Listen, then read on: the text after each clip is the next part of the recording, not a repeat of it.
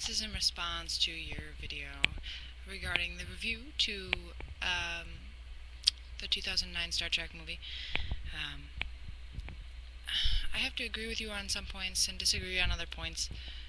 I am also a casual fan. I do have a little bit of experience with Star Trek. My parents are both Trekkies, and so I got dragged to a number of Star Trek videos, and I watched some Star Trek episodes when I was younger, but I haven't really followed it either, so I think definitely there will be a new fan base that will at least temporarily be interested in watching this.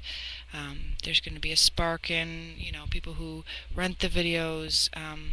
There'll be a fizzle of excitement, and it's going to definitely boost the rentals of older Star Trek films and the shows and everything. Although I really felt like it was in a different direction than a lot of the other ones. It really had a very different feel than, say, I can't even remember any of the names. Anyway, it had a very different feel, especially from the older films like Wrath of Khan and things like that. And then even the newer ones that were released in the 90s and stuff like that. And then definitely. Well, I don't know. I haven't seen any shows, so I don't know about those, but it's a different feel. Some of the people may feel misled when they go back to see what other past shows and movies have to offer, who have never seen anything. In terms of the lens flare thing, I'm assuming you're referring to the lights that created the blowout of the lights, and then shots of things.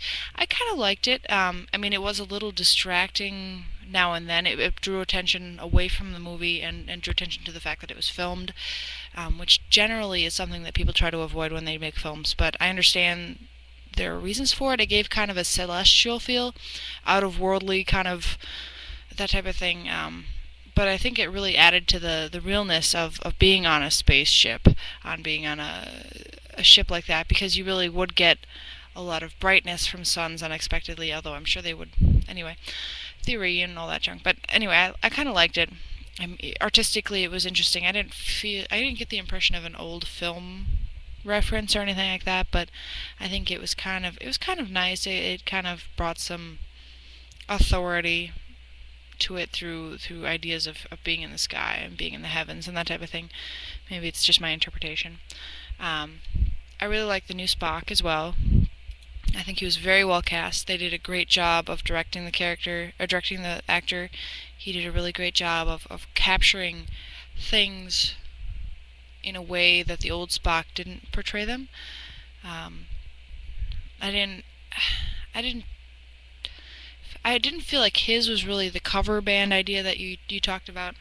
Definitely other characters had this idea, with the quotes and things like that. But I kind of liked it. It was kind of fun for those of us who are casual, fans, and even those I'm sure that are bigger fans, because it was kind of nice to just hear the quotes again, whatever.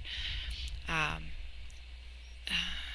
I did think a couple people's quotes were a little overused, but whatever, you never know when you're writing, I guess.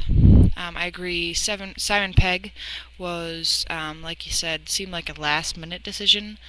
I think he's a great actor, but he's really a bigger actor than any of the other. He's more of a comedy actor.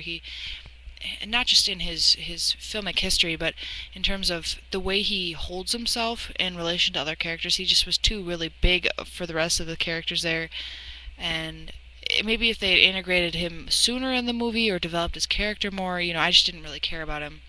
He was like the red shirt kind of guy to me in general, even though he wears a red shirt, but he wasn't quite the same guy. He was a little too over the top to me. The new Captain Kirk was okay. A lot of people are talking about how they had to reinvent the character because, how do you portray the character that Captain Kirk is in the original series? How do you portray his beginnings? How did he get to be so jaded with his speak? Did he talk like this when he was a child? I don't know. That was my terrible impression, by the way. The new character was kind of James Dean for me. I didn't really dig where they took it, but it was an interesting angle on the character. Certainly it seemed like the kind of character that was needed to balance out some of the other characters that were there. And so I think as a whole it worked, even if it didn't work in the linear pattern of the Star Trek legacy. And I think that they kind of shifted his original portrayal of the character in the end, or not in the end, about halfway through. It seemed kind of jarring what happens when he comes. Anyway, it seemed kind of jarring when his character shifts suddenly into this other role, um, and it's a little too. He's a little too predictable in terms of some of the things that happen, but overall, it's a good character. It's a good portrayal. I'm glad it's better than it could have been, and I'm glad they didn't try to recreate, the original ideas. I enjoyed the humor quite a bit. I really did. I laughed out loud in the theater, which I don't normally do, but it's nice in a big group and that type of thing. But a lot of the laughs may be overlooked or not quite as enamorous in smaller crowds, or like if you see it later, or if you see it by yourself in the theater or at home or on the TV or anything. So it may not be quite as exciting. I may be biased because of the theater.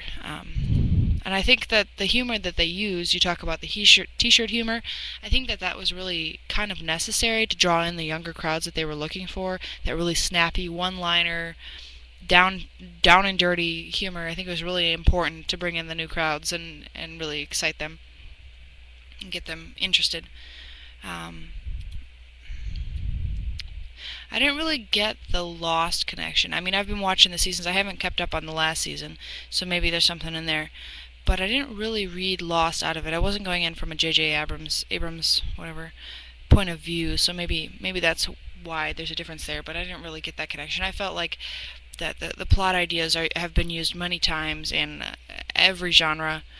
When they run out of ideas, perhaps because it's kind of open-ended and stuff. But I thought it was okay. It worked okay. It was kind of an easy way out on a lot of things, but you get what they give you, and they really wanted to include some cameos there, so I think that was necessary to include that. Otherwise, it might have been harder to invite things or include things. I thought the whole thing was good.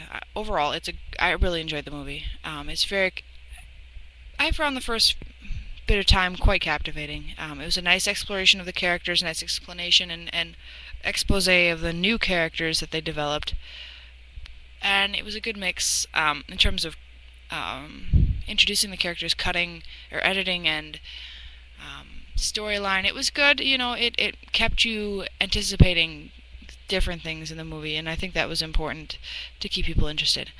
I think they were just confined for time in terms of exploring the characters further because they only had 2 hours, and 2 hours is a long time for any American audience to sit. I mean, we didn't even sit that long for like Harry Potter movies or Lord of the Rings movies. We're brushing on that time, so I think they just didn't have time. Hopefully in the DVD they maybe release some more information and more scenes that maybe they had to cut out.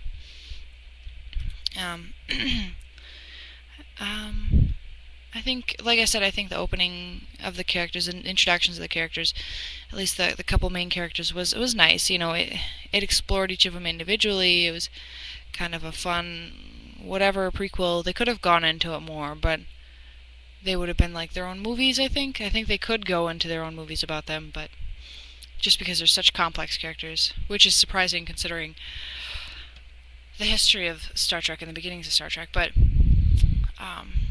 it created, like I said, anticipation and to see how they would all come together, and it kind of lets you wonder, for the first half hour, 40 minutes, like you said, just to see how they would come together.